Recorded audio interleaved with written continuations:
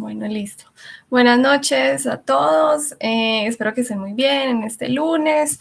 Hoy vamos a hablar de evolución estelar y un poquito relacionarlo con los cúmulos estelares, que ya lo mencionamos antes, pero aquí lo vamos a retomar un poquito como de una forma más profunda. Listo. Entonces, me dicen si están viendo ahí pues las diapositivas. Y empezamos. Listo, entonces, evolución estelar. La evolución estelar se puede dividir más o menos en Yo 4 no, etapas. dice, no Hola. estoy viendo la pantalla, o todavía no has compartido pantalla. Sí, estoy compartiendo, no me la ven. Yo no la veo, pues yo no sé los otros. A mí sí me aparece. A ver, Sí. Sí, sí se ve. como estoy viendo el celular, entonces no sé. ¿Será que la tienes fijada en otra Pero, cosa? bueno, sigue tranquila, Liz, que enseguida la busco. Está bien. Listo. Entonces, bueno, la evolución estelar, o sea, lo que llamamos como el proceso de vida de una estrella, aunque pues en realidad entendiendo que no es vida, pues sino es como las etapas por las que pasa una estrella, ¿cierto? Entonces están como cuatro etapas principales. La primera es la etapa de protoestrella, es cuando apenas, digamos, se está formando de todo este material interestelar, se está formando una estrella, pero todavía no, digamos, no es capaz de sostenerse a sí misma a través del proceso que se llama fusión nuclear, que lo vamos a ver en un momentico. La siguiente etapa va a ser secuencia principal. En esa etapa están el 90% de las estrellas. Entonces, vamos a ver qué es la parte más importante. O bueno, también es la parte más larga. Luego sigue la etapa de gigante o supergigante. Esto depende de la masa inicial de la estrella. O sea, casi que toda la evolución de la estrella se va a dar de acuerdo a el tamaño inicial de la estrella. Entonces vamos a ver esto cómo influye y cuál es la diferencia entre una estrella que nace con muy poca masa a una estrella que nace con mucha masa. Y ya por último, la muerte estelar, que vamos a ver que va a ser distinta dependiendo ciertos límites de masa. Entonces, empezamos con protoestrella. Protoestrella es la etapa en la que hay una acumulación de gas interestelar y polvo, bueno, todos estos, digamos, todos estos elementos están ahí y de alguna forma, por ejemplo, como en el caso del Sol, se cree que hubo una supernova cercana que generó una onda de choque que hizo que una nube interestelar que estaba por ahí tranquila colapsara sobre sí misma y empezara a rotar y a calentarse en su centro. O sea, digamos que esto es algo que ocurre muy continuamente en el universo, sobre todo en las zonas de formación estelar, como decimos, que son las nebulosas, que ya los vimos también hace como 3 encuentros o 4. Entonces, cuando esta nube empieza a girar sobre sí misma, toda esa materia se empieza a acumular hacia el centro. Y cuando el centro tiene suficiente masa, ya puede decirse que llega a un punto, a una temperatura específica, en la que empieza a hacer un proceso llamado fusión nuclear. Entonces, ¿qué hace la estrella en ese proceso, en su núcleo? Ella empieza a convertir hidrógeno en helio, a fusionar. Entonces, este es como un dibujito de lo que sucede más o menos, ¿cierto? Que es convertir hidrógeno en helio. Y esto, cuando ya, digamos, esa nube protoestelar empieza a hacer este proceso, ya se puede llamar estrella. Y cuando ya empieza a hacer este proceso, ya se dice que pasó a la parte de secuencia principal, ¿cierto? Ya es una estrella como tal. Entonces, básicamente, esto es lo que sucede en el núcleo de una estrella, de la mayoría de las estrellas, como les comentaba. En esta etapa, las estrellas se van a quedar el 90% de sus vidas. Mientras más pequeña sea una estrella, más tiempo se va a quedar en esta etapa. Por ejemplo, en el caso del Sol, que es una estrella, podríamos decir, pequeña, es una estrella pequeña, se queda 9.000 millones de años en esta etapa de secuencia principal. Pero si es una estrella muy grande, se puede quedar solo millones de años. Si es una estrella de mucha, mucha, mucha masa, se queda solamente unos millones de años. Entonces, vamos a ver que las estrellas, dependiendo a su masa, van a vivir como muy rápidamente sus vidas o muy lentamente sus vidas, dependiendo. Entonces, por ejemplo, las estrellas más pequeñas, las enanas rojas, se van a quedar mucho tiempo en la etapa de secuencia principal. Entonces, de hecho, las estrellas rojas que nosotros vemos por ahí, pues no es tan fácil de ver, ¿cierto? Porque cuando uno mira el cielo nocturno, pues las rojas son las que menos brillan, ¿cierto? Entonces no se va a notar tanto. Pero esas estrellas vienen casi que en etapa de secuencia principal desde que surgieron y nunca han pasado a la siguiente etapa y les falta muchos millones de años, miles de millones de años para pasar a la siguiente etapa. De hecho, en cuanto a estas estrellas, no sabemos cuál es el tiempo en el que tardan en esta etapa en pasar a la siguiente, ¿cierto? Todavía no lo tenemos muy claro porque como son estrellas que están ahí vivas en la misma etapa desde su nacimiento, pues es como muy difícil. O sea, vivas en el sentido, ¿cierto? Que aquí es como un vivas entre comillas, no es un vivas de lo que conocemos como vida acá en la Tierra, ¿cierto? Es solo como para darle nombre a esta existencia de las estrellas. Bueno, entonces, en esta secuencia principal, como les comentaba, están el 90% de las estrellas, entre esos nuestro Sol. Lo que se hace ahí es fusionar hidrógeno en helio, fusionar hidrógeno en helio, y prácticamente todo ese tiempo se queda la estrella haciendo este proceso. Si la estrella es demasiado masiva, ella va a realizar ese proceso muy rápidamente. Entonces va a agotar el combustible en su núcleo y por eso va a pasar muy rápidamente a la siguiente etapa, que ya sería, como les comentaba, gigante o supergigante. Entonces, dependiendo otra vez la masa inicial, casi que todo depende de la masa inicial, digamos la evolución de una estrella.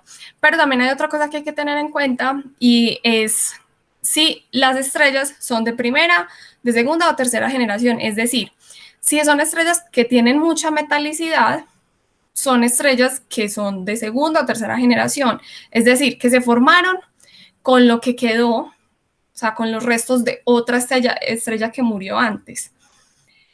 Porque si no, no tendríamos, por ejemplo, acá en la Tierra, no tendríamos nada, es más, no existiríamos nosotros porque las estrellas, digamos, los elementos de la tabla periódica, desde el hierro en adelante, todos se forman en supernovas, todos. Entonces, si no hubiera muerto una estrella en la zona donde hoy estamos nosotros antes que el Sol, pues no podríamos existir. Entonces, las estrellas, por ejemplo, que son muy viejas y que solo están formadas prácticamente por hidrógeno, convirtiendo en helio todo el tiempo, estas estrellas no es posible que tengan planetas, porque no son estrellas que tengan metalicidad, no son estrellas que tengan, digamos, estos otros elementos que van a formar los planetas, no van a tener elementos sólidos, no tienen absolutamente nada, entonces no pueden formar más que ser una bolita ahí como de hidrógeno. Entonces, eso es muy importante, ¿cierto?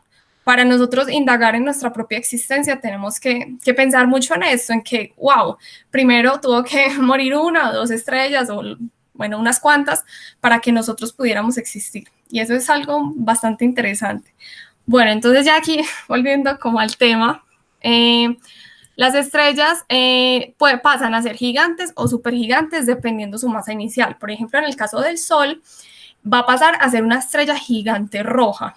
Las que son más grandes van a pasar a ser supergigantes rojas o alcanzan a ser hasta hipergigantes. Entonces, bueno, acá está como la comparación de lo que sería una estrella supergigante azul y miren que realmente, sería casi que hasta la órbita de Júpiter. O sea, es muchísimo, muchísimo más grande que el Sol. Y eso es muy importante. Pero igual, el Sol, cuando se convierta en una gigante roja, no va a ser pues así de grande como lo está mostrando acá, sino que va a llegar más o menos hasta la órbita de Venus. Eso es lo que se tiene estimado más o menos. Y como les comentaba, las otras estrellas van a pasar a ser mucho más grandes, dependiendo, de nuevo, de la masa inicial. Pero siempre tienen como este proceso de como una inflación, hay como una especie de inflación que se da en las estrellas, o sea, se vuelve más grande, pero se vuelve más fría en sus capas exteriores. ¿Cierto? Esto es un proceso bastante complejo, no es que la estrella solamente llegue y se infle y ya, pues no, sino que Esto se da es porque, digamos en el caso del Sol, pongamos el caso específico, en el núcleo del Sol se van a estar dando todo el tiempo, mientras ella está en etapa de secuencia principal, se va a estar dando todo el tiempo esta fusión de hidrógeno en helio. Cuando se acaba el hidrógeno en el núcleo, cuando ya la estrella lo agota, lo que va a suceder es que ya no va a tener, digamos, esa energía que empuja a la estrella hacia afuera, porque en realidad las estrellas están como en una especie de equilibrio entre la gravedad que las aplasta y la fusión que las empuja hacia afuera. Entonces, cuando esto sucede, cuando se acaba este combustible, la estrella empieza como a colapsarse, empieza a aplastarse. Entonces, aquí entra una etapa que se llama variable. Entonces, ella se empieza a colapsar y cuando empieza a colapsar se vuelve muy caliente, muy caliente. Cuando alcanza determinada temperatura, ya es capaz de fusionar el helio en el elemento que sigue y así en el elemento que sigue y así. Entonces, lo que sucede es que la estrella empieza a fusionar otros elementos. En el caso de una estrella como el Sol, cuando se vuelva gigante, va a alcanzar a fusionar hasta el carbono, hasta el carbono. En el caso de las estrellas supergigantes rojas, alcanzan a fusionar hasta el helio. Perdón, es que hasta el hierro. Entonces, cuando se llega a este punto en el que las estrellas empiezan, digamos, como a fusionar hasta estos elementos, van a ser en su centro mucho más calientes, pero afuera, digamos, en su capa exterior, van a ser más frías. Y por eso se van a ver rojas, ¿cierto? Porque ya vamos a ver la relación entre la temperatura y el color, que es muy importante. Entonces, más o menos esto es lo que le va a suceder al Sol. Va a tener un periodo muy caótico, primero se va a tratar de colapsar, llegará a empezar a fusionar otros elementos cuando tenga la temperatura adecuada, ahí se va a inflar, se va a volver más grande hasta la órbita de Venus, se va a volver rojita y luego vamos a ver cómo va a morir. Bueno, ¿qué sucede? Las estrellas supergigantes rojas son, de hecho, muy curiosas, muy importantes, porque cuando llegan a esta etapa, empiezan a formarse como en capitas como una cebolla, por decirlo así. Entonces, empieza a tener como diferentes temperaturas. Entonces, en esta zona, en la zona más de afuera, ella va a estar compuesta por hidrógeno. La que le sigue va a estar fusionándose helio, la que le sigue carbono, neón, bueno, oxígeno, silicio y hasta hierro. Cuando en el centro se empieza a fusionar hierro, ya la estrella no es capaz de fusionar nada más con las temperaturas que puede alcanzar. Ya los siguientes elementos después del hierro no se pueden crear en las estrellas, ni siquiera en estas supergigantes, para nada, o sea, no hay forma. Y bueno, acá está también como el tiempo en el que se demora en fusionar estos elementos.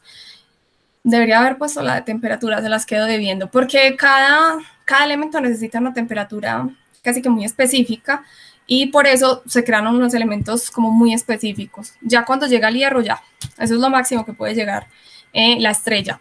Como les comentaba, esto es para una supergigante roja. El Sol se va a convertir en una gigante roja, entonces ya no va a llegar a este momento como tal, porque esto es, digamos, esta etapa está reservada para las estrellas más grandecitas. Bueno, esto también hablando de estrellas que estén solitas, porque para las estrellas binarias tienen unas etapas de vida un poquito más diferentes porque hay otros procesos que pueden suceder en la interacción de una estrella y la otra. Acá tomémoslo como que las estrellas solitas, así como el Sol, que no son lo más normal. De hecho, lo más normal es encontrar estrellas en sistemas dobles y triples. Pero bueno, también hay muchas que están solitas. Entonces, como les comentaba, dependiendo la masa, pueden terminar siendo una nebulosa planetaria, ya les voy a comentar más sobre este nombre, pueden terminar siendo una supernova, pues esto es un remanente de supernova, esta imagen, o pueden terminar siendo un agujero negro. Esto me parece súper lindo y súper importante recalcarlo acá, y es que si ustedes se fijaron, hace unos días salió pues como los ganadores del premio Nobel, y bueno, para los ganadores de física, Fue todo sobre agujeros negros, cosa muy interesante realmente. Y el ganador del premio Nobel, bueno, estaba como entre 3 personas, pero el de la parte teórica fue uno de los primeros que dijo que en la evolución estelar, lo que iba a llegar o sea, que la muerte de una estrella demasiado masiva iba a ser en forma de agujero negro. Y eso es muy interesante. O sea, realmente digamos que esta teoría es algo relativamente nuevo. Esta teoría de evolución estelar es algo relativamente nuevo para nosotros porque apenas hace un siglo que podemos estudiar, digamos, la física de las estrellas. Entonces, bueno, esto es muy importante recalcarlo para que recordemos que la ciencia se construye todo el tiempo y todo el tiempo estamos en avance, conociendo un montón de cosas nuevas y nosotros mismos podemos aportar, tal vez. Bueno, continuando con el tema, este es el futuro del Sol. El Sol se va a convertir en digamos, no sé, este fenómeno llamado nebulosa planetaria. Entonces, ¿qué va a suceder? Cuando ella ya llega al punto en el que no puede fusionar más elementos, como les decía, en el caso del Sol va a fusionar solamente hasta el carbón. Cuando ella ya no pueda fusionar más, lo que va a suceder es que va a expulsar las capas exteriores y va a dejar el núcleo desnudo. El núcleo lo va a dejar ahí como en el centro, que es lo que vamos a conocer como una estrella, una enana blanca. Esto es prácticamente un cadáver estelar. No es una estrella como tal porque no está realizando ya fusión nuclear. Entonces ella está brillando con, digamos, lo que le quedó. Por eso, de hecho, se le suele decir como estrellas retiradas, estrellas pensionadas, algo así, porque realmente ellas ya no se están manteniendo con el proceso de fusión. Entonces, no son como tan estrellas, por decirlo así. Entonces, las capas exteriores van a empezar a salir así. Es como que una implosión y ya y empieza a sacarlas, digamos, a empujar todo este material hacia afuera. Y este material queda así como una esferita alrededor del núcleo, que es la enana blanca, y se empieza a alejar de la estrella. Y se convierte en esto que vemos acá muy lindo, una nebulosa planetaria. Esto no tiene nada que ver con planetas. Esto realmente tiene este nombre porque la primera vez que vieron una nebulosa planetaria dijeron que se parecía a un planeta, a cómo se ve un planeta por telescopio. Pero en realidad, digamos que el nombre se conservó solamente por historia, pero no tiene absolutamente nada que ver con planetas para que no lo confundamos de pronto.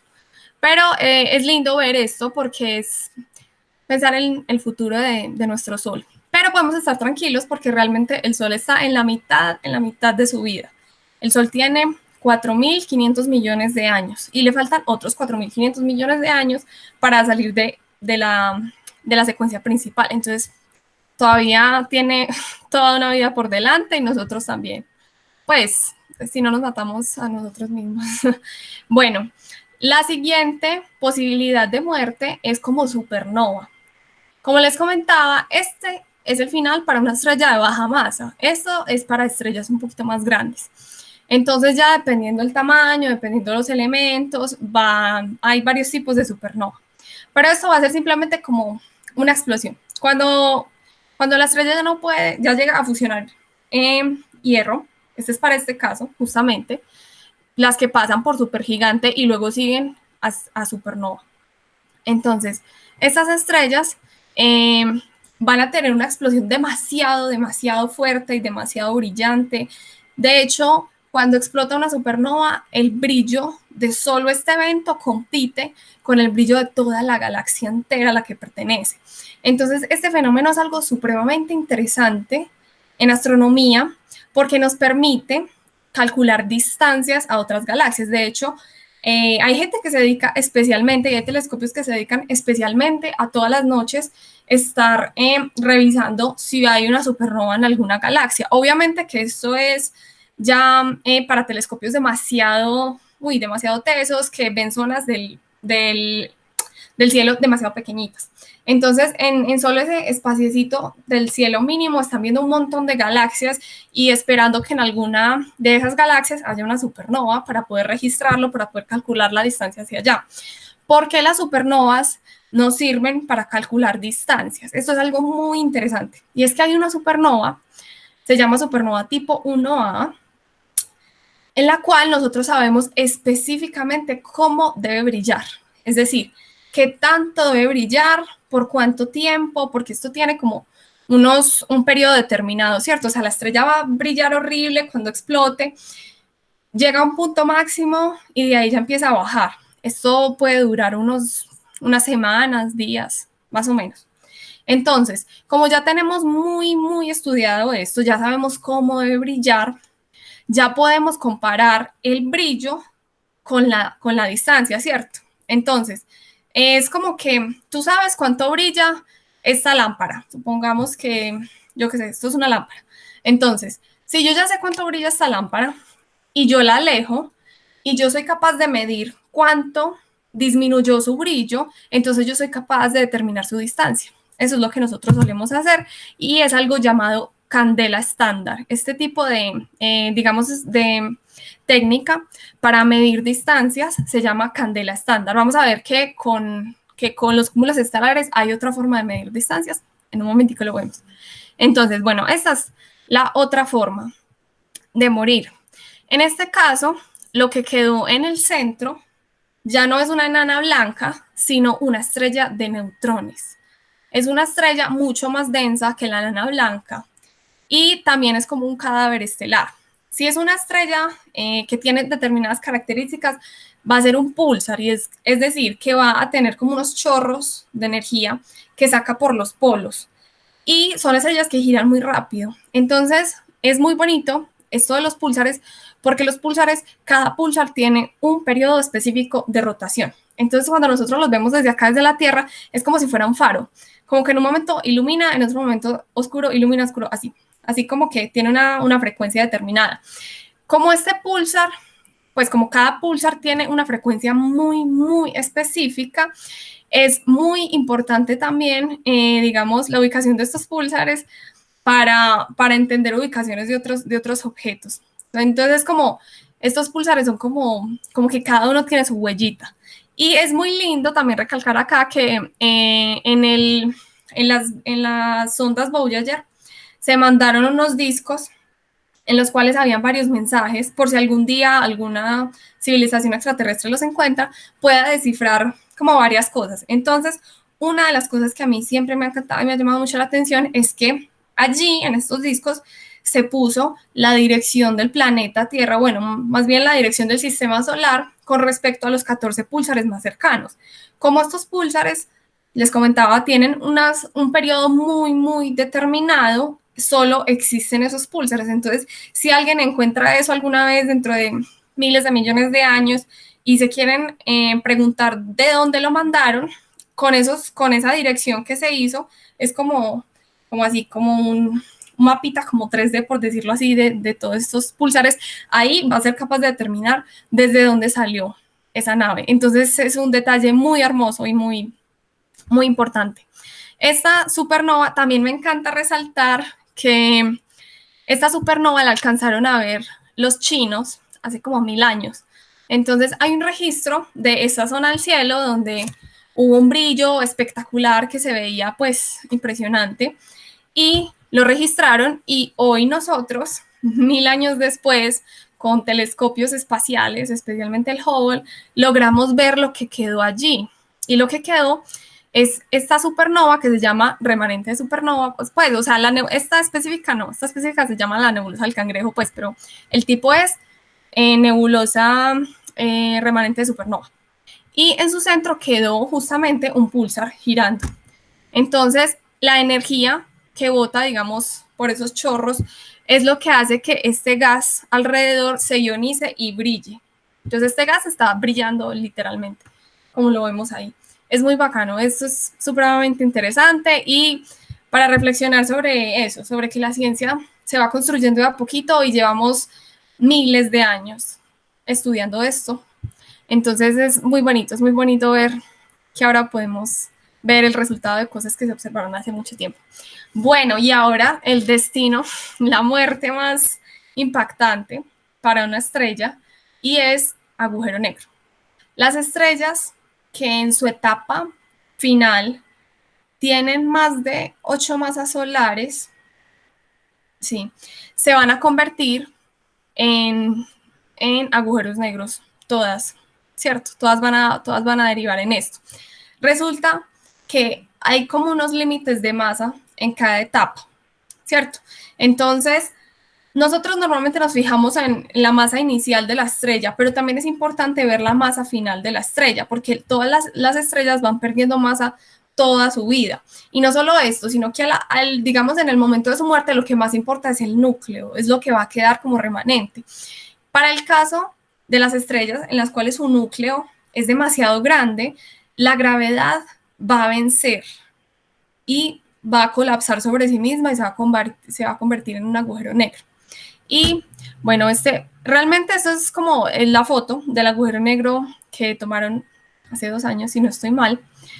Pero digamos que el origen de este agujero negro no es el origen estelar del que yo les estoy hablando. O sea, es como ilustrativa, la foto es ilustrativa, pero en realidad este agujero negro es una cosa exageradamente masiva, o sea, es gigante y está en el centro de esa galaxia. Es la M87, si no estoy mal. No sé si alguno se acuerda, me corrige. Entonces, eh, este, el origen de estos agujeros negros tan supermasivos que están en el centro de las galaxias todavía no se tiene muy claro. Hay varias teorías y se cree que es que surgen varios agujeros negros pequeños y se van sumando, o que estos son monstruos que surgieron al inicio del universo, todavía es un misterio. Pero sí sabemos que al menos los de tamaño estelar surgieron a causa de la muerte de una estrella de un tamaño muy, muy, muy grande. Entonces, esto también es bastante interesante. Lo más común en estrellas es encontrar estrellas pequeñas. Es lo más común.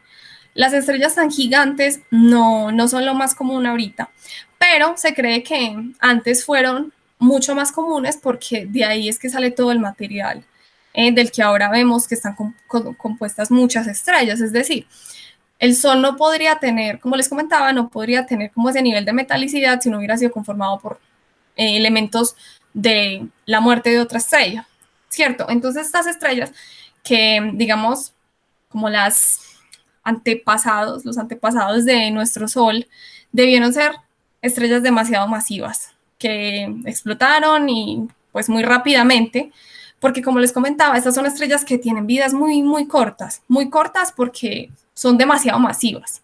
Es como esa frase de que ya se me olvidó, vive rápido, muere joven, así, o sea, digamos, estas estrellas se pasaron todas sus etapas muy rápidamente y explotaron muy rápidamente y dejaron ahí todo ese material disponible para nuevas estrellas. Y eso es una muy buena noticia. Entonces, estas son las estrellas que realmente más han aportado, las más grandes. Las pequeñas, pues son importantes para ver, digamos, cómo fueron las estrellas del inicio, tal vez desde el inicio del universo, pero no son muy interesantes. Las enanas rojas no son como demasiado interesantes realmente.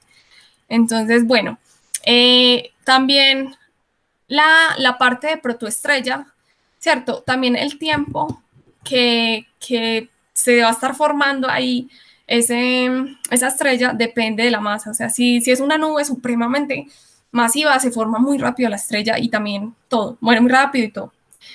Al Sol, uy, le tardó un tiempito bastante importante, unos cuantos millones de años en convertirse en estrella. Listo. Entonces, para resumir, acá están, digamos, todos los posibles futuros para las estrellas, de acuerdo a su masa. Me faltó hablarles de esta pequeñita olvidada y es las enanas marrones. Las enanas marrones son intentos fallidos de estrella. Son estrellas que no alcanzaron la masa crítica mínima para convertirse en una estrella como tal, o sea, para fusionar hidrógeno en helio, y se quedaron ahí como a medio camino entre estrella y planeta. Entonces realmente no son estrellas como tal, son cuasi estrellas muy frías y por ahí regaditas en el universo de muy baja masa. ¿Hay una pregunta? Como Júpiter, no. Realmente estas, estas estrellas son más masivas que Júpiter. O sea, Júpiter es un planeta muy grande, pero yo he escuchado mucho lo de que se dice que Júpiter es como una estrella fallida. No, realmente no. Realmente Júpiter está pequeñito. Está, o sea, para ser una estrella. Entonces, por ejemplo, estas enanas marrones son de alrededor de 30 veces la masa de Júpiter. O sea, no hay un camino todavía un poquito lejano entre Júpiter y una enana marrón. Entonces, el destino de estas estrellas es simplemente irse apagando lentamente y lentamente, pobrecitas. Bueno, y no son estrellas como tal, se quedaron ahí a medio camino. Bueno, la que le sigue son las enanas rojas. Esas, miren, pues se cree que se van a convertir en enanas blancas, pero pues todavía no nos ha tocado verlo. Entonces, estamos esperando ahí que envejezcan estas estrellitas. Luego están las estrellas de tamaño tipo solar, que como les comentaba, se va a convertir en una gigante roja, va a volverse una nebulosa planetaria con una enana blanca en su centro. Y las estrellas supergigantes, o sea, las más grandecitas, se van a convertir en supernovas y van a tener, dependiendo su masa, van a tener dos posibles futuros. Y se van a convertir en estrellas de neutrones o en agujeros negros. Entonces aquí está como resumidita toda la tabla. Y esta es específicamente pues la de nuestro Sol. Y bueno, acá está también como la misma tablita, pero pues ahí como para que lo viéramos en foticos un poquito más reales tal vez. Y es lo mismo que veíamos antes, ¿cierto? Enana roja, estrella de tipo solar, supergigante. Y bueno, aquí están un poquito más divididas la parte de estrellas supergigantes, ¿cierto? Porque acá las dividen un poquito entre ser una gigante roja, entre este tipo de supernova, este otro tipo de supernova y así. Por ejemplo, en este nos especifican la supernova tipo 1A. Esto es súper lindo de ver. Es muy común encontrar fotos por ahí, debía haber puesto una, fotos por ahí de supernovas en galaxias que realmente, o sea, tú ves la galaxia y ves aquí un punto súper brillante y eso es una explosión de supernova, pero realmente es real, compite con el brillo de toda su galaxia. Bueno, algunos conceptos importantes para entender, digamos, lo que viene a continuación. Me dicen si todo quedó claro, si nos quedó claro qué va a pasar con el Sol, si las etapas de las estrellas quedaron claras, si quedó clara lo de la masa y todo eso. Y para continuar con esto, con este otro concepto importante para entender la clasificación de las estrellas. Bueno, yo creo que todo claro. Listo. Entonces, estos dos conceptos, tipo espectral. Ay, a mí no me gusta casi escribir en las diapositivas, lo siento, pero es como para que quede más claro. Me disculpan este texto tan largo. Bueno, entonces, el tipo espectral es la clasificación que le damos a una estrella dependiendo su color, su tamaño y su temperatura. Entonces, están clasificadas actualmente bajo este sistema con las letras O, B, A, F, K, M. Estas son las principales, pero hay otras cuantas. Hay una mnemotecnia para aprenderse esta clasificación estelar y es muy simpática. Es O, B, A fine girl, kiss me. Entonces, con eso uno ya nunca se le va a olvidar. Uno ya va a saber que ese es el orden de la clasificación. Este orden es importante porque va desde el más caliente hasta el más frío, desde el azul hasta el rojo. Entonces, nuestro Sol es una estrella de tipo G. Listo, entonces, cada clase de letra se subdivide usando un dígito numérico. 0 para las más calientes, 9 para las más frías. Entonces, si tú tienes una estrella, yo qué sé, una enana roja, la enana roja va a estar en la categoría M, que es lo más rojo, ¿cierto? Y de acuerdo a su temperatura va a tener un número del 0 al 9. Si la estrella es lo más calientico que puede ser una enana roja, va a ser 0. Y si es más friecita, va a ser 5, 6, 9 incluso. Ahora, A esto, a esta letra y a este número se le va a añadir un número romano que nos va a hablar de su luminosidad, pero más bien como de su tamaño. Entonces, eh, las estrellas con luminosidad 0 o estrellas 1 en romanos A son hipergigantes. La clase de estrellas 1 para las supergigantes, la 2 para gigantes brillantes, la 3 para gigantes regulares, entonces ahí ya se va a subdividir. La clase 4 son subgigantes, la clase 5 las estrellas de secuencia principal, es decir, la mayoría, la clase 6 subenanas y la clase D para enanas blancas. Entonces, esto es importante porque, digamos, si nosotros tenemos una estrella roja, va a tener la misma letra y hasta puede tener el mismo número que otra que sea una gigante roja, o sea, puede ser una enana roja o una gigante roja, pero va a tener la misma M, de pronto va a tener el mismo número de 0 a 9, pero lo que nos permite diferenciar si esa estrella es grande o es pequeña es justamente este número romano. Entonces, nuestro Sol es una estrella de tipo espectral G2, 5 números romanos, porque es una estrella que está en secuencia principal. Entonces, el 2 es porque es calientica más bien, y el G, pues ya les comentaba, esas estrellas son las amarillas. Entonces, el Sol es una estrella amarilla. Hacia este lado es como naranjado, rojo, hacia este lado ya es como blanco, amarillo, blanco, azul, azul, más azul. Y esos son más o menos como, digamos, las categorías. Como les digo, hay otras categorías, pero son más para estrellas variables y otras cosas que no vamos a tratar hoy, los vamos a tratar en encuentros posteriores. Listo. Ay, bueno, aquí se me quedó esta ecuacióncita. Bueno, no es tan importante, digamos, acá, pero sí es importante para tenerlo en cuenta porque para entender cómo funciona lo que les voy a explicar más adelante. Entonces, la magnitud aparente de un objeto celeste es un número que nos habla de qué tan brillante es ese objeto. Pero entonces, ¿qué tan brillante? La magnitud aparente es qué tan brillante es visto desde acá, desde la Tierra. Entonces, por ejemplo, mientras más grande sea el número, más pequeño, o sea, más pequeño es el brillo. Y mientras el brillo sea más, la magnitud sea más pequeñita, el brillo es más alto. Entonces, por ejemplo, la magnitud aparente de nuestro Sol, que es lo más brillante que tenemos en el cielo, es como de menos 27.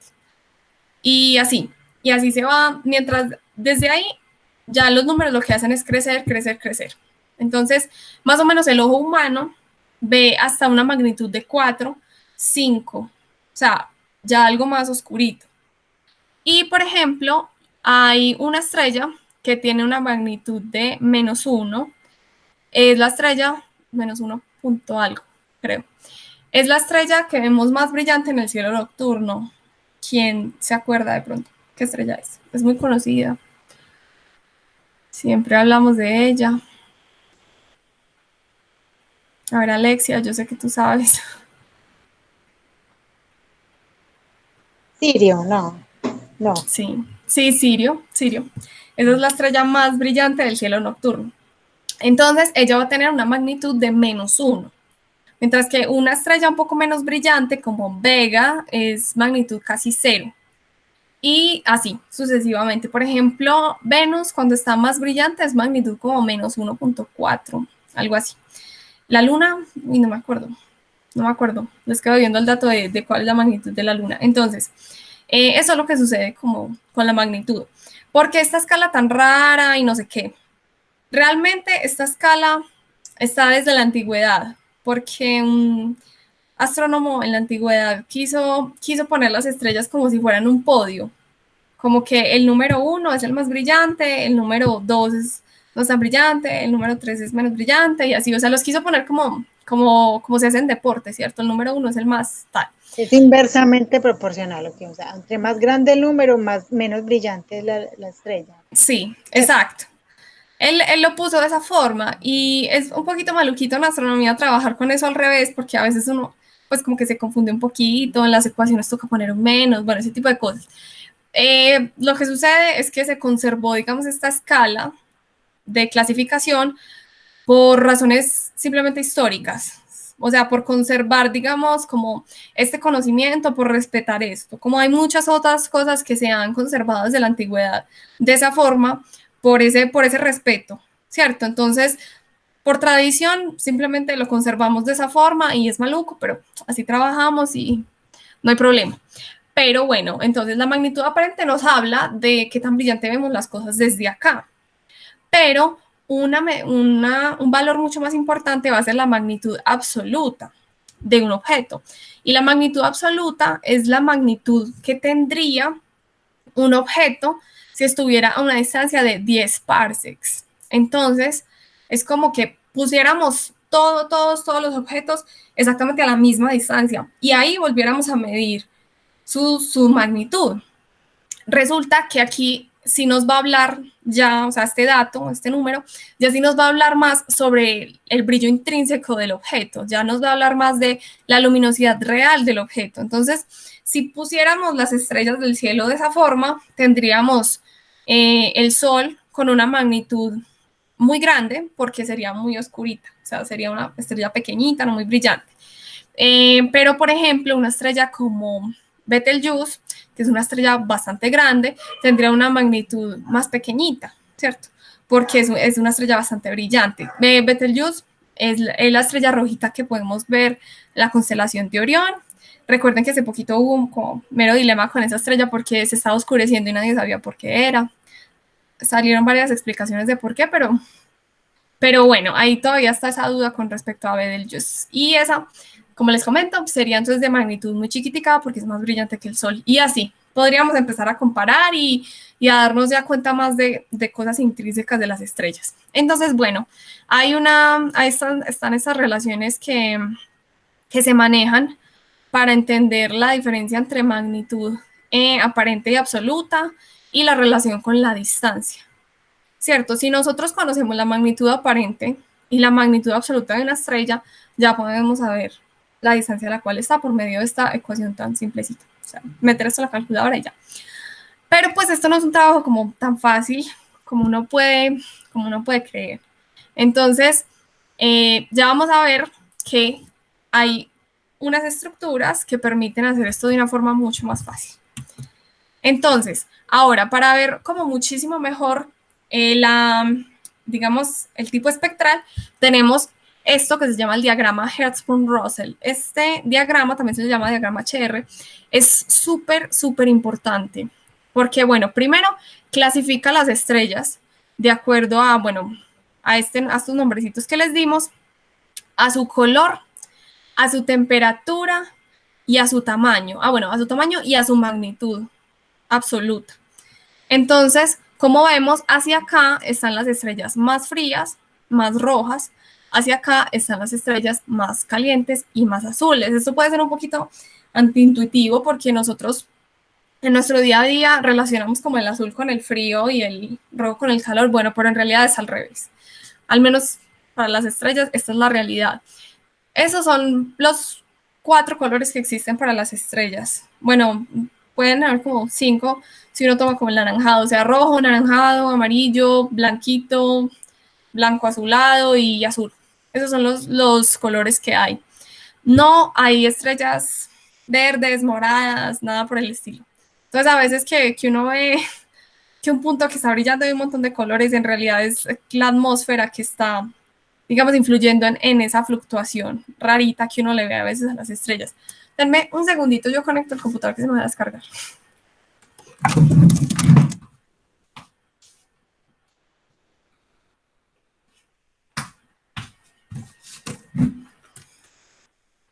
Bueno, listo. Entonces, como vemos por acá, tenemos más o menos las temperaturas aproximadas. Aquí están en grados centígrados. Entonces, por acá, esto se refiere a la temperatura superficial, ¿cierto? La temperatura en el núcleo de las estrellas ya varía mucho, también dependiendo si es gigante y ese tipo de cosas. Entonces, eso siempre se refiere a la temperatura superficial. Entonces, las estrellas gigantes, las estrellas rojas en general, más o menos tienen una temperatura superficial de 3000 grados centígrados. Las estrellas como el Sol tienen una temperatura alrededor de 6000 grados centígrados y estas pueden llegar a ser demasiado calientes, 25.000 grados centígrados, imagínense. Son demasiado, demasiado calientes. Y acá vemos también la relación con el tamaño. Entonces, miren que -10 es como la magnitud más pequeñita, que se refiere al brillo más grande, que es lógico que mientras una estrella sea, digamos, más grande, va a poder ser más brillante, pero digamos que la relación no siempre tiene que ser tan obvia, porque por ejemplo, en el caso de las supernovas, pues la explosión es algo muy brillante, pero no quiere decir que sea solamente por, digamos que por el área que hay ahí brillando, sino que es un proceso más complejo que ese. Pero en este caso sí lo podemos relacionar de esa forma, como el tamaño con el brillo. Entonces, como vemos, acá van a estar las más gigantes, las más grandes, y por acá van a estar las más pequeñitas. Esta es la zona de enanas blancas, que a pesar de que no son estrellas en sí, pues las tratamos como si lo fueran porque hacen parte de la evolución de las estrellas. Entonces, les tenemos como su zona acá de enanas blancas. Y la zona pues, de supergigantes y gigantes rojas, que ya vemos que, por ejemplo, el Sol va a pasar de estar acá a estar a la zona de gigantes, más o menos por acá, y luego va a pasar a la zona de enanas blancas. Entonces es muy interesante ver, digamos, el movimiento que va a tener una estrella por esta secuencia principal, perdón, por este diagrama. Entonces, es muy importante este diagrama porque justamente ubica esta zona que se llama la zona de secuencia principal. Entonces, en esta zona están el 90% de las estrellas, en esta zona están las estrellas que están fusionando hidrógeno en helio, y esta es la zona ya donde las estrellas van como a envejecer. Entonces, estas zonas de este diagrama, como les comentaba, son importantes para entender la evolución de las estrellas. Ahora, entendiendo, teniendo como muy claro esto, entendiendo las zonas del diagrama, esto, podemos avanzar hacia relacionar la evolución estelar con los cúmulos estelares. Resulta que estas agrupaciones de estrellas se les llama guarderías estelares. ¿Por qué? Porque las estrellas nacen junticas en nebulosas. Después de que nacen y ya se forman una cantidad importante de estrellas, dependiendo la ubicación digamos, en la galaxia, las estrellas se van a quedar junticas o se van a ir separando lentamente. Entonces, por ejemplo, en el caso de los cúmulos globulares son cúmulos de estrellas que surgieron hace muchos años, pero que estaban en zonas, digamos, de la Vía Láctea, en las que la influencia gravitacional de toda la Vía Láctea no era tan fuerte. ¿Por qué? Porque, digamos, esta es la Vía Láctea y aquí están los cúmulos globulares. Están como aquí y aquí, alrededor, arriba y abajo, en algo que se llama el halo de la galaxia. Entonces, digamos que la influencia gravitacional de todo el disco girando no fue tan fuerte como para destrozar estos cúmulos. Mientras que en el caso, por ejemplo, del Sol, podemos pensar que ella, después de nacer con sus hermanitas y de tener como su etapa en cúmulo, se fue separando por el mismo movimiento del disco de la Vía Láctea. Entonces, hay zonas en las que sí se conservan estos cúmulos, como en el caso de los cúmulos globulares que están por fuera, pero hay otros cúmulos que logran estar en el disco. Estos cúmulos son irregulares y normalmente son cúmulos muy jóvenes. ¿Por qué? Por lo que les comentaba. Al pasar ya mucho el tiempo, las estrellas se van a ir separando, se van a ir separando. Si las estrellas todavía están junticas es porque están muy recién nacidas y todavía el disco de la galaxia no las ha logrado separar. Entonces, son zonas muy interesantes para estudiar la evolución estelar, para calcular distancias, bueno, para un montón de cosas. Como vemos acá, esto es un cúmulo irregular y está compuesto por varios tipos de estrellas. Vemos estrellas más rojas, vemos estrellas azules, vemos estrellas medio más blanquitas. Entonces, ¿qué es lo que sucede acá?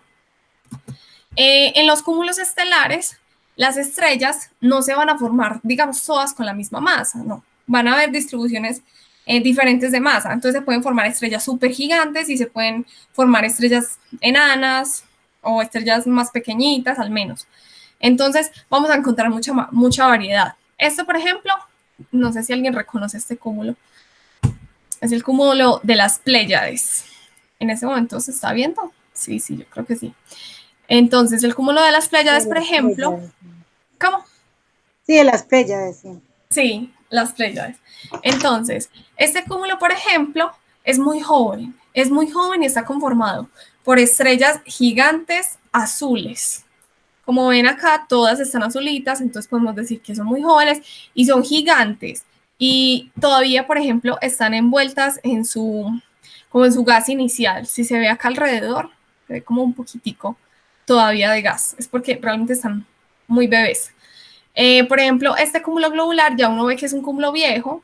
Como les decía, están en el halo de la galaxia y son cúmulos que ya están conformados por estrellas más viejas. Miren que el color medio rojizo como que es importante. Y acá la densidad estelar es impresionante. Es una cosa, o sea, las estrellas están muchísimo más juntas por ejemplo, la distancia entre el Sol y la estrella más cercana, que es Próxima Centauri, que son como 3 años luz, cuatro años luz, imagínense. En un cúmulo globular, por ejemplo, habrían un montón de estrellas en medio de ellas dos. En el caso de las estrellas que están en el disco, están muchísimo más dispersas. O sea, estas acumulaciones solo se pueden dar en estas zonas por fuera del disco, de la Vía Láctea como tal. Bueno, y pues del disco de cualquier galaxia en general. Entonces, estos son como los tipos. Eh, entonces, ¿qué nos enseñan estos objetos? Como les comentaba, estos cúmulos están compuestos por estrellas de diversos tamaños, pero todas tienen una ventaja. O sea, bueno, estas estructuras tienen una ventaja y es que nacieron a la vez. Todas nacieron a la vez. Todas tienen la misma edad y eso es muy importante. ¿Por qué? Porque si hay estrellas más masivas, estas estrellas, a pesar de que nacieron igual al mismo tiempo que sus hermanas, van a evolucionar mucho más rápido. Entonces van a pasar sus etapas más rápido, van a pasar más rápido su etapa de secuencia principal y luego van a seguir con la etapa de gigante y luego van a morir. Mientras que sus hermanas más pequeñitas se van a demorar un poquito más. Entonces, a medida que un cúmulo va envejeciendo, se van notando que más estrellas empiezan a salir de la parte de secuencia principal hacia la zona de gigantes o supergigantes. Entonces, nosotros lo que hacemos en astronomía es que tomamos la luz, digamos una fotografía de estos cúmulos en un filtro, digamos, azul, y en otro filtro rojo. Sacamos la magnitud de la estrella, de las estrellas, en los dos filtros. Y luego hacemos un diagrama que se llama diagrama color-magnitud, que es un diagrama muy similar al diagrama Hertzsprung-Russell. ¿Qué va a suceder cuando uno grafica esto de esta forma? O sea, graficamos en este eje, graficamos como la diferencia de los colores. Y en este graficamos, o sea, la diferencia de la magnitud de las estrellas, eh, sí, dependiendo del filtro, ¿cierto? Entonces, digamos, supongamos, esta estrella encontré que la magnitud era 14 en el rojo y encontré que la magnitud era 20 en el azul, supongamos. Entonces, ¿eso qué quiere decir? Si la estrella es más brillante en el rojo es porque es más roja. Si es más brillante en el azul es porque es azul. Entonces aquí lo que ponemos es la diferencia de la magnitud de las estrellas. Y en este ponemos la magnitud en un filtro, en uno solito. Miren que está al revés, es decir, acá es más pequeño, acá es más grande. Uno está acostumbrado como que el cero es acá y aumenta hacia acá. En este caso es al revés, aumenta hacia abajo porque ya sabemos que la magnitud es al revés. Entonces, cuando uno hace este diagrama, lo que uno va a encontrar es que en la zona central se va a formar algo que es la secuencia principal. Las estrellas se van a acomodar a la secuencia principal. ¿Por qué? Porque la mayoría de las estrellas van a estar en esta etapa, pero resulta que estas estrellas van a tener, estos cúmulos van a tener una característica muy interesante y muy importante, y es que dependiendo la edad del cúmulo, ellas van a salir, van a tener algo que se llama el turn-off point, que es el punto donde las estrellas están saliendo hacia la zona de gigantes. Entonces, cuando nosotros determinamos hasta qué punto han salido, ¿cierto? Porque tiene lógica, o sea, las más gigantes que deberían estar ubicadas acá ya salieron hacia la zona de gigantes, las que siguen ya salieron, las que siguen ya salieron y así. Entonces va por acá, digamos, el tiempo que ha pasado, que ha transcurrido para que las estrellas hayan podido envejecer suficiente. Entonces, determinar el turn-off point es súper importante para determinar la edad del cúmulo. Súper interesante esto. Entonces, obvio, como están junticas, como todas tienen la misma edad, entonces aquí se puede determinar. Cuando vemos la masa de las estrellas que ya están acá, cuando vemos la masa que está para el turn-off point, ahí podemos ver la edad del cúmulo. Entonces, dato súper importante para determinar las edades de los cúmulos y también la distancia a los cúmulos, porque ya nosotros aquí teniendo caracterizado, digamos, las magnitudes de estas estrellas, los tipos espectrales de las estrellas y sabiendo cuáles estrellas han salido ya hacia la zona de gigantes, ya podemos determinar la magnitud absoluta y con ello la distancia. Entonces, los cúmulos son casi que de la parte más importante en astronomía observacional. Y bueno, esto era como más o menos todo. Yo sé que esta última parte es un poquito confusa porque digamos que no es tan fácil entender estos diagramas, a veces uno se confunde un poquito, pero yo, por ejemplo, me tardé un poquito en entender esto de la edad, ¿cierto? Espero que haya quedado más o menos claro a qué me refiero con lo del turn-off point y con lo de que este tiempo, digamos que este brazo que falta aquí de la secuencia principal nos habla del tiempo que ha transcurrido desde el nacimiento del cúmulo para que ya hayan salido tal cantidad de estrellas hacia la zona de gigantes. Aquí hay algo que es importante y es que hay unas estrellas que tienen como, ¿cómo decirlo? Se les llama rezagadas azules. Y es porque son estrellas que a pesar de que ya pasaron como su etapa en la que ya debían seguir hacia gigantes, no pasaron, siguen en esta etapa. Entonces, esas son unas estrellas que todavía no se tienen como muy bien caracterizadas, por eso se les llama rezagadas azules. Pero esas suelen también estar en los diagramas cuando uno va a encontrar el diagrama en color magnitud de algún cúmulo, pero se tienen como aparte, como que, bueno, estas estrellas no las tomamos en cuenta para ver la edad del cúmulo, porque todavía no se tiene muy claro cuál es el mecanismo que hace que estas estrellas, a pesar de que ya pasaron como su etapa, sigan ahí, sigan en la parte de secuencia principal. A veces esto sucede porque son estrellas que tienen compañeras y eso, entonces, como les comentaba, no es lo mismo la evolución de una estrella que está solita a la evolución de una estrella que tiene una compañera. A veces la compañera se empieza como a tragar el material estelar de la otra, entonces suceden fenómenos como una nova, que es una explosión que se da de ese material que está cayendo. Sucede a veces que es una nana blanca y se empieza a tragar el material de su compañera gigante y se vuelve una estrella de neutrones. Entonces, hay otros procesos. Entonces, en el caso de las rezagadas azules, tienen algunos de esos procesos. Y bueno, esto era más o menos todo. Me encanta resaltar como ya la parte más experimental, que no nos quedemos solamente en ahí sí tan linda la evolución estelar, sino que también veamos para qué sirve y cómo hemos llegado a entender este tipo de cosas, cómo hemos llegado nosotros que vivimos menos de 100 años a entender la vida, bueno, pues sí, la vida de objetos que viven miles de millones de años o millones de años. Entonces, esto es muy lindo, esto es muy bonito de ver, es un conocimiento que se ha ido construyendo de a poquito y como les digo, es algo muy nuevo. O sea, nosotros llevamos casi solo 100 años estudiando astrofísica. Entonces, me encanta resaltarlo. Y bueno, pues para terminar, les quería recordar esta invitación a esta conferencia que la va a dar el profe Jorge Zuluaga, que es el cofundador, no, el fundador del pregrado de astronomía de la universidad. Resulta que yo les he comentado que nosotros tenemos como una alianza muy especial con los otros clubes de astronomía de la Universidad de Antioquia, porque nosotros todos surgimos, bueno, casi todos surgimos como parte de algo que se llama la Red Mónica, que es una red que sacó el pregrado de astronomía para hacer investigación del cielo desde las regiones de Antioquia. Entonces lo que se quiere es como hacer mucha astronomía desde las sedes y seccionales de la universidad.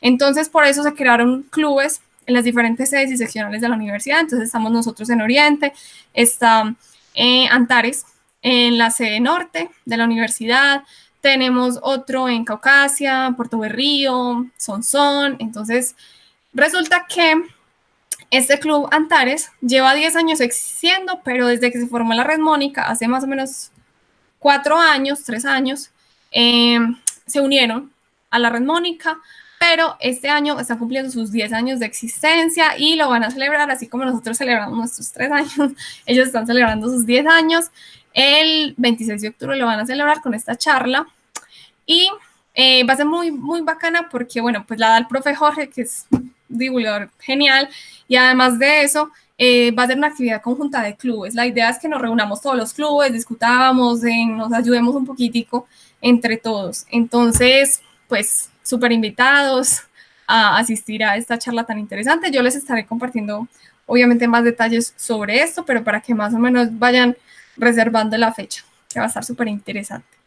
Y bueno, si alguien quiere, le paso como las fuentes que yo utilicé acá. Más que todo, yo uso bases de astrofísica del profe Alonso Sepúlveda Soto, que fue un profe de la universidad, muy, muy teso. Y uso algunas páginas como de NASA, de la Unión Astronómica Internacional y eso. Entonces, si les interesa, pues se los puedo pasar. Y eso sería todo por hoy.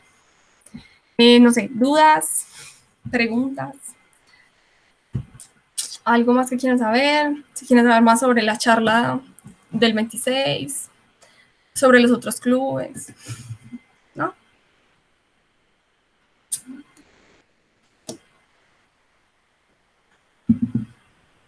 ¿Todo bien? Bueno, entonces yo creo que eso sería todo por hoy. Nos vemos entonces el 26, si quieren hacer parte pues de la charla que va a dar el grupo Antares. Y si no, ya nuestro próximo encuentro va a ser en noviembre. Este mes no tendremos más encuentros por la cuestión con los festivos, nos tocó correr fechas. Entonces nuestro próximo encuentro será el 9 de noviembre, si no estoy mal. Por acá tenemos las fechas en la página de la UDEA.